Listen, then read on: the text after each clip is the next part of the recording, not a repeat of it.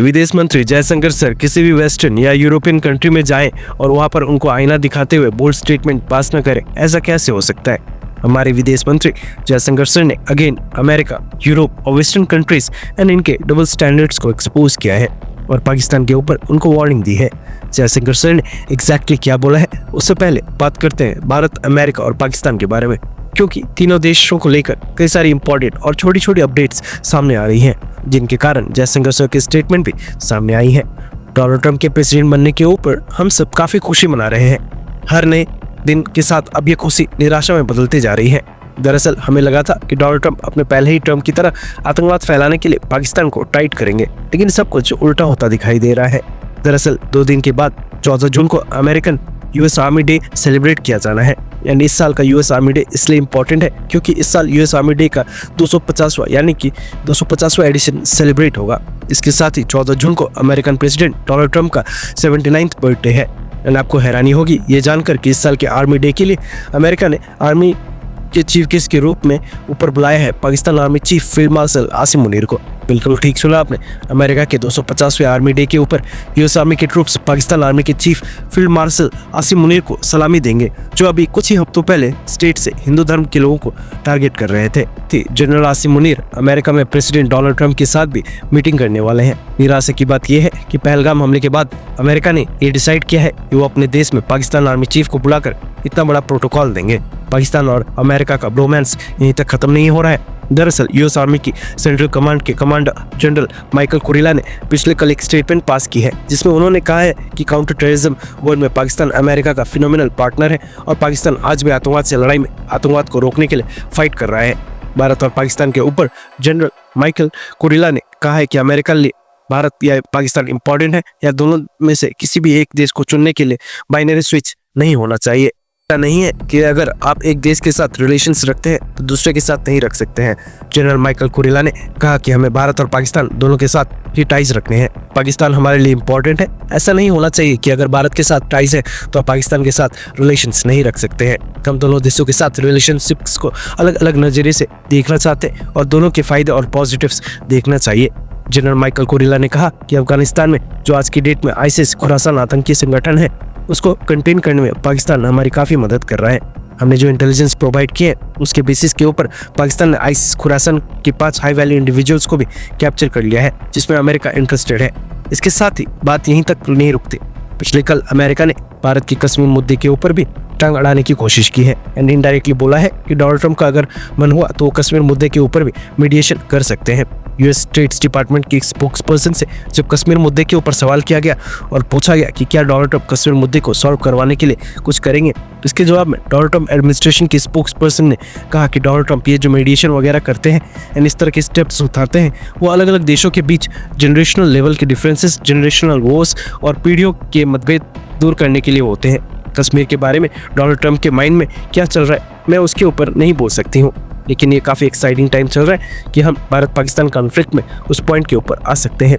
अब देखा जाए तो अमेरिका को पता है कि कश्मीर मुद्दे के ऊपर भारत अमेरिका की दखल भी बर्दाश्त नहीं करता, लेकिन इसके बावजूद America and Donald Trump administration की तरफ से कश्मीर के ऊपर अगेन एंड अगेन कोई ना कोई स्टेटमेंट सामने आ रही है। रिसेंटली अमेरिका और कुछ वेस्टर्न कंट्रीज ने पाकिस्तान के साथ टाइज को रिबिल्ड करना स्टार्ट कर दिया है। न्यूज़ आई थी कि इटली, स्वीडन और जर्मनी भी पाकिस्तान आर्मी को एयर डिफेंस सिस्टम और बाकी वेपन्स ऑफर कर रहे हैं, जबकि सबको पता है कि पाकिस्तान एक ऐसा देश है जिसकी सेना आतंकी संगठनों को पलटी है और प्रॉक्सी वॉर्स के लिए इस्तेमाल करती है। रिसेंटली भारत में जो पहलगाम हमला हुआ था वो भी पाकिस्तानी आर्मी द्वारा सपोर्टेड स्पॉन्सर्ड आतंकियों ने ही किया था। ये फिर भी पाकिस्तान आर्मी चीफ अपने 250वें आर्मी डे के ऊपर बुलाया जा रहा है। वेस्टर्न देश पाकिस्तान आर्मी के साथ टाइज लगातार मजबूत कर रहे हैं। ऐसे देशों को पिछले कल जयशंकर सर ने एक मैसेज दिया है और कहा कि जिस आतंकवाद के खिलाफ आप आवाज नहीं उठा रहे, एक दिन वही आपको काटेगा और आपको शिकार बनाएगा।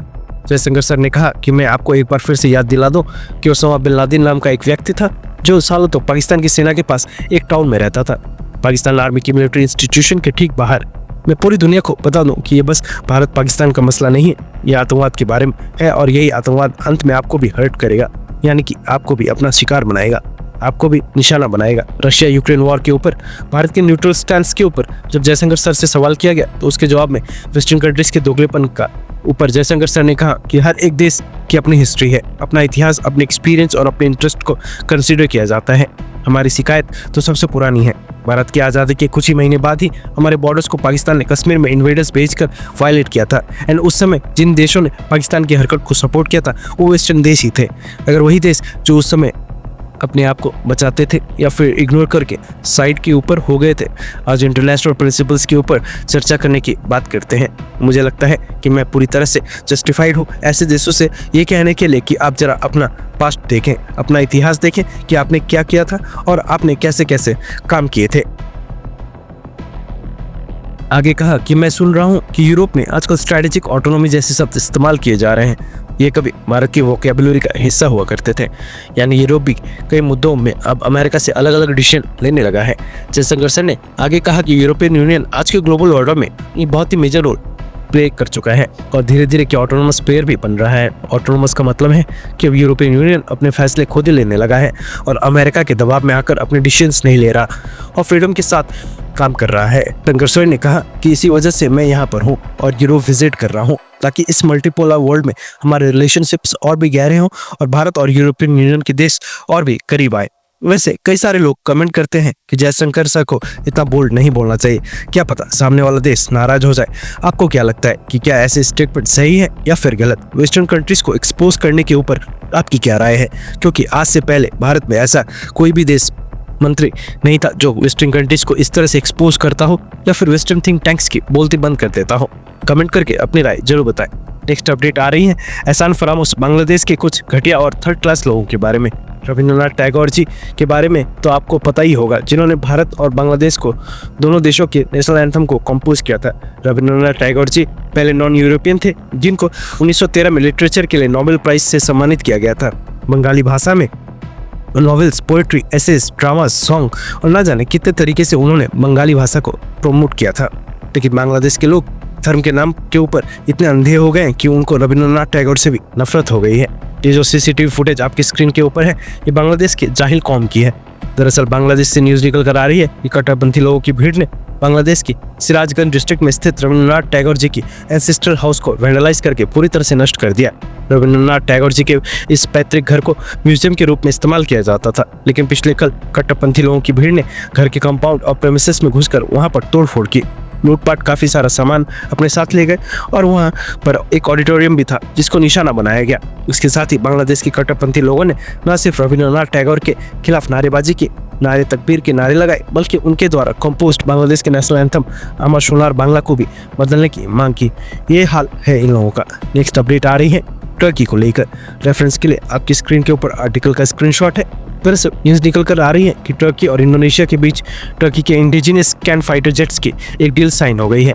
इंडोनेशिया ने टर्की से 48 की संख्या में कान फाइटर जेट्स परचेज कर लिए हैं और ये डील $10 बिलियन की बताई जा रही है। टर्की के प्रेसिडेंट अर्दोगान ने भी इसकी पुष्टि कर दी है।